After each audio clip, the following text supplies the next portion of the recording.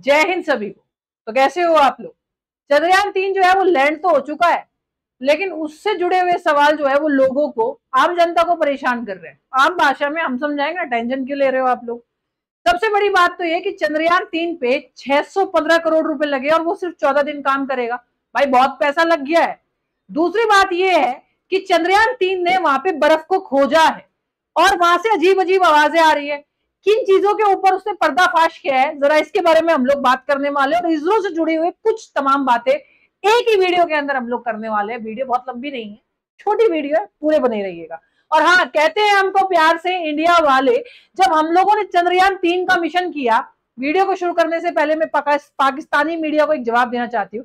Pakistani media जो है हमारी मजाक उड़ा रही है कि अरे क्या कर लिया। तो झंडे पे चांद होना और चांद पे झंडा होना फर्क होता है। भारतीय समझ गए होंगे, तुम में दिमाग कम है तो थोड़ा देर से समझ में आएगा। आइए शुरुआत करते हैं। ये चांद है और ये पृथ्वी है, तो हमें ऐसा लगता है कि जैसा चांद पे है ऐसे पृथ्वी पे, जैसा पृथ्वी पे ऐसे चांद पे। नहीं, पृथ्वी जैसा चांद पे कुछ भी नहीं है। वहां पे पानी नहीं है, लाइट नहीं है, ये तो आम बात हो गई। लेकिन दिन और रात का और मौसम का सबसे बड़ा यहाँ पे अंतर है। सबसे बड़ा क्या अंतर है? चांद का जो एक दिन है, चांद का एक दिन बराबर है पृथ्वी के 28 दिन के। यानी जब चांद पे एक दिन पूरा होगा तब यहाँ पे 28 दिन पूरे होंगे। इसलिए हम लोग कई बार मजाक में बोलते हैं 4 दिन की चांदनी फिर अंधेरी रात। आपने देखा होगा हमारी जो माँ है, जब वो कोई फास्ट रखती है, व्रत रखती है, तो चांदन, अंधेर, अमावस्या, इनका बहुत ध्यान रखा जाता है। ये चांद के घूमने की वजह से ध्यान रखा जाता है। अब जो चंद्रयान 3 है वो सिर्फ 14 दिन काम करेगा, और अगर वो 14 दिन काम करेगा तो क्या 615 करोड़ रुपए हमने 14 दिन के लिए लगाए हैं? कहने के लिए तो एक दिन भी काफी है। नहीं, ये 14 दिन जो है ना, ये पहेली की तरह है, क्योंकि चांद का एक दिन पृथ्वी पे 28 दिन के बराबर है। यानी अगर वहां पे एक दिन 28 गुना 14, यानी कितने दिन तक चंद्रयान रहेगा? 14 दिन तो पहेली है, क्योंकि पृथ्वी के 28 दिन है। और ऐसा इसलिए है, कहते मैडम इतना फर्क क्यों है? अब ये वीडियो पूरा देख ही रहे हो तो हमारे जो ताऊजी है उक्का लेके बैठे हैं, जो बैठ के लोग देख रहे हैं, जो सब्जी वाले भैया देख रहे हैं, उन नेताओं से ज्यादा दिमाग है उनके अंदर। उनको भी समझ में आना चाहिए कि ऐसा क्यों। ऐसा इसलिए है कि चांद को पृथ्वी का चक्कर काटने में 27 दिन 27 दिन लगते हैं। 27 दिन, 7 घंटे, 43 मिनट और 11.5 सेकंड, ये कुल मिला के पूरे 28 दिन लगते हैं घूमने में। इसीलिए एक दिन 28 दिन के बराबर है। अब सबसे बड़ा सवाल यह है कि 14 दिन ही काम करेगा। भाई 14 मल्टीप्लाई बाय 28 हो गया। 14 दिन के बाद क्या काम होगा? 14 दिन के बाद जो लैंडर और रोवर जब यहाँ पे उतरेंगे, चांद पे उतरेंगे, तो 40 दिन का समय लिया गया चांद पे उतारने का। 40 दिन का ही क्यों लिया गया? 40 दिन का समय ऐसा उतारने का समय लिया गया जब जो है उजाला होगा, रात जो है वो खत्म हो चुकी होगी, उस दिन उजाला रहेगा और उस दिन से चांदन शुरू होगा, यानी चांदनी शुरू होगी, उस दिन से उजाला रहेगा। 14 दिन तक उजाला रहेगा। 14 दिन बाद क्या होगा? 14 दिन बाद, आपका सवाल है 14 दिन बाद क्या होगा? 14 दिन बाद जो तापमान है, जो टेम्परेचर है चांद का, वो करीबन 100 डिग्री सेल्सियस, -100 डिग्री तापमान से लेके माइनस का 160 डिग्री तापमान तक रहेगा। ऐसे में वहां पे बिल्कुल बर्फ हो जाएगी। तो भाई जैसे ये लैंडर उतरा ना, तो इसके आपने देखा एक पंखुड़ी होगी इसके चारों तरफ, ये इसमें ना सोलर सेल लगी हुई है। इन सोलर सेल से 14 दिन तक ये काम करता रहेगा। सूरज की रोशनी इस पे पड़ेगी, ये 14 दिन काम करेगा। यानी 14 गुना 28 जो मैंने बताया, भारत के हिसाब से कह रही हूँ, पृथ्वी के हिसाब से। 14 दिन बाद भाई जब अंधेरा हो जाएगा तो इसके जो सोलर पैनल है, सोलर सेल है, वो काम नहीं करेगी। जब बिजली नहीं होगी तो लैंडर रोवर काम कैसे करेगा? तो ऐसे में ये बंद पड़ जाएगा। अब भाई जब तापमान जो है -100 डिग्री से लेके -160 डिग्री रहेगा, तो ऐसे में लैंडर रोवर के जो पुर्जे हैं, जो उसके अंदर यंत्र लगे हुए हैं, वो ठंड की वजह से, नमी की वजह से खराब हो सकते हैं। अगर 14 दिन बाद, यानी फिर वही 14 गुना 28 लगाओ, जब रात चली जाएगी, उसके बाद अगर चंद्रयान 3 काम करता है तो ये किसी वरदान से कम नहीं होगा हमारे लिए।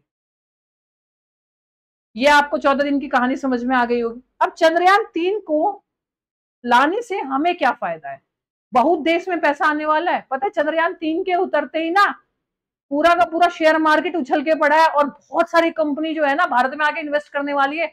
सोच के देखिए, जिस बच्चे को आप पढ़ा रहे हो ना आज, उसे बहुत अच्छी अच्छी कंपनीज के अंदर नौकरियां मिलने वाली है, क्योंकि बहुत लोग हमारे भारत में आके इन्वेस्ट करने वाले हैं। अब एक है लेंडर। लेंडर को मैं ऐसे समझाती हूँ, लेंडर विक्रम, ये माँ है, माँ के पेट में बच्चा रोवर, तो रोवर लेंडर के अंदर था।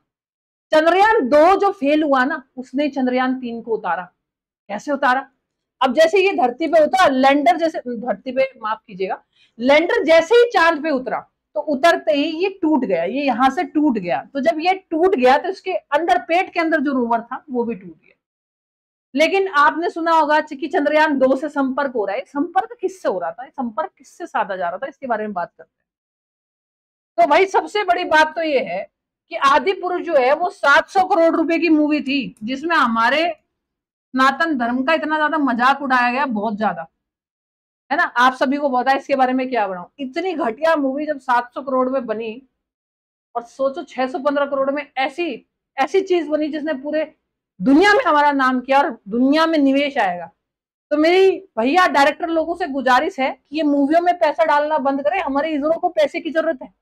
जब हमारे इसरो से पूछा गया कि भाई आप चांद पे चले गए, आप वीनस पे क्यों नहीं जाते, आप मंगल पे चले गए, आप प्लूटो पे क्यों नहीं जाते, आप जुपिटर पे क्यों नहीं जाते, बाकी ग्रहों पे क्यों नहीं जाते? तो वो बोले हमें पैसा दो, हम तो चले जाएंगे। यानी इसरो में निवेश की कमी है बहुत ज्यादा। इसरो को मात्र मात्र इसरो मात्र 2% पे है, और ये चंद्रयान 3 उसको 9% पे लेके जाएगा जब निवेश होगा। जब मंगल मिशन हुआ था, जिसके ऊपर मूवी भी बनी हुई है, तब हमारा मजाक उड़ाया गया था कि हाँ इंडिया ने मार्स मिशन किया है, गाय भैंस लेके वो बाहर से ऐसे वो स्पेस एजेंसियों के अंदर जाने की कोशिश कर रहा है। सपेरों का देश बोला जाता था। इन्हीं सपेरों ने तुम्हारी सबकी बीन बजा दी एक बार में। इसलिए कहते हैं हमको प्यार से इंडिया वाले, मैंने बोला ना, झंडे पे चांद होना और चांद पे झंडा होना, दोनों में अंतर है। और बात करें बिलियन डॉलर कंपनी जो है वो हमारे इंडिया के अंदर आने वाली है। बिलियन डॉलर का काम किया, मतलब सच में ही हमारे भारत की इकोनॉमी में बहुत बड़ा उछाल आने वाला है। क्योंकि देखिए भाई, जो बहुत बड़ी बड़ी स्पेस एजेंसी है, ट्विटर है, ट्विटर का मालिक जो है वो उसके पास, उसकी भी तो एक स्पेस एजेंसी है अपनी खुद की। तो भाई वो क्या करेगा, उन्होंने क्या कहा कि इतने कम पैसों में, भाई हम कोई चीज खरीदने जाते हैं तो हम सब सोचते हैं कि कम से कम पैसों में हमें बढ़िया चीज मिले। तो भारत ने कम से कम पैसों में इतनी खतरनाक चीज बनाई है कि लोगों का ध्यान उसी तरफ आ गया है। वो क्यों नासा के पास जाएगी, क्यों चाइना के पास जाएगी, क्यों रशिया के पास जाएगी? तो पूरी दुनिया में 10 स्पेस एजेंसियां हैं जो सबसे बेहतरीन है, जिसमें से एक है हमारा भारत, जिसे हम इसरो कहते हैं। जरा जो अभी चाचा ताऊ हमारे देख रहे होंगे ना, जो सब्जी वाले भैया हमारे देख रहे होंगे, उनको भी पता है कि भैया हमारा जो मिशन हुआ है चंद्रयान 3 वो इसरो से हुआ है, नासा से नहीं। इसीलिए 10 बार कहा गया है कि पढ़े लिखे नेताओं को वोट दो। और पढ़े लिखे होने का मतलब डिग्री नहीं होना होता। भाई साहब तुम देश में नेता हो तो ये तो देखो, जिस चीज पे पूरी दुनिया जुटी हुई है उसकी नॉलेज तो ले लो, और नहीं समझ में आ रहा तो हमारी क्लास ले लो, सस्ता कोर्स किफायती। चलिए तो खैर मजाक की बात थी। देखिए चंद्रयान 3 के मिशन से क्या होगा, जब बहुत सारी एजेंसी हमारे भारत के अंदर पैसा डालेगी, तो वो ये चाहेगी कि चांद पे ही एक ऐसा स्पेस एजेंसी सी बनाई जाए, ऐसे ऐसे टाइप के शटल और कैंप से बनाया जाए कि वहां पे बार बार कोई चीज भेजनी ना पड़े, वहीं रह के हम अंतरिक्ष यात्री को वहीं रह के रिसर्च हो। अब चंद्रयान 4 लॉन्च होगा, वो किस लिए लॉन्च होगा? चंद्रयान 3 जो मलबा इकट्ठा करेगा उसको वापस पृथ्वी पे लेके जाएगा। चंद्रयान 3 वापस पृथ्वी पे आने के लिए नहीं बना है। चंद्रयान 3 वहीं पे रहेगा और वहीं खत्म हो जाएगा। चंद्रयान 4 को भेजा जाएगा, वहां से मलबा इकट्ठा किया जाएगा, ऐसा बताया जा रहा है। अभी ऐसी मतलब पब्लिक अनाउंसमेंट नहीं हुई।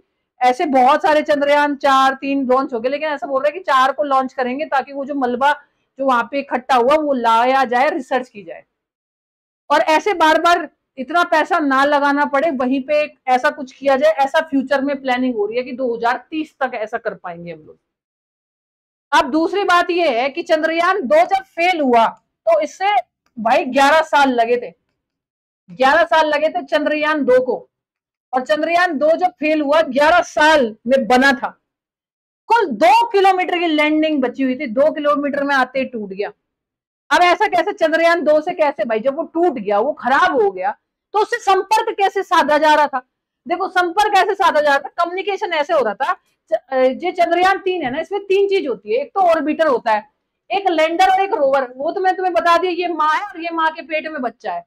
ये दो चीजें जब उतरी तो ये वाला हिस्सा खराब हो गया था। ये उतरता ना, ये वाला हिस्सा मजबूत रखा गया था, अब की बार ये वाला हिस्सा टूट गया था ऐसे पड़ते। जब ये टूट गया तो बच्चा खत्म हो गया। अब ये ऑर्बिटर क्या होता है? ये ऑर्बिटर जो होता है, ये चांद के चारों तरफ घूमता है। जैसे ये चांद है, तो चांद के कक्षा में चारों तरफ इसकी ऑर्बिट में घूमता रहता है। जैसे ये ऑर्बिटर है, ये ऑर्बिटर घूमता रहता है। तो ऑर्बिटर चांद में घुसने से पहले ही अलग हो जाता है। ये देखो, ये पूरा लैंडर रोवर है, चांद में घुसने से पहले अलग हो जाता है और घूमता रहता है। और ये ऐसे रोवर और लैंडर उतर गया। तो जब ये उतरा था 2 किलोमीटर बचा था बस, उसमें टूट गया। सोचो 2 किलोमीटर, बहुत नजदीक थे हम लोग, 11 साल लगे। लेकिन चंद्रयान 2 फेल हुआ, उसकी वजह से आज हम इतने कामयाब हैं। तो ये मत सोचो कि जिंदगी में कभी फेल हो जाओगे तो कामयाबी नहीं मिलेगी। अरे ये तो तुम्हें रास्ता दिया है कि कौन सी गलती नहीं करनी है। तो चंद्रयान 2 का जो ये ऑर्बिटर था, ये जो पृथ्वी के चारों तरफ घूम रहा है, सॉरी माफ कीजिएगा, बार बार पृथ्वी हो रही है, चांद के चारों तरफ जो घूम रहा है, ये जो चांद के चारों तरफ घूम रहा है, इसी ने लोकेशन बताया कि भाई इस लोकेशन पे उतारो चांद की, ये लोकेशन ठीक है, यहाँ टेम्परेचर ऐसा है। और सबसे बेहतरीन फोटो सारे देशों के ऑर्बिटर पे, जो घुस नहीं पाए उनके ऑर्बिटर तो चांद, देखो चांद के अंदर घुस नहीं पाए, लेकिन ये चीज तो घुसने से पहले ही अलग हो जाते हैं ना। तो बहुत सारे देशों के ऑर्बिटर अभी भी घूम रहे हैं। सबसे बेहतरीन फोटो जो निकाल के दी है वो चंद्रयान 2 ने निकाल के दी है सभी की, कि भाई ये देश के घूम रहे हैं। और ये जो लैंडर रोवर है ना, फोटो खींचने के लिए नहीं गए। ये जो लैंडर है यानी माँ है, ये तो फोटो खींचेगी चलते हुए रोवर की।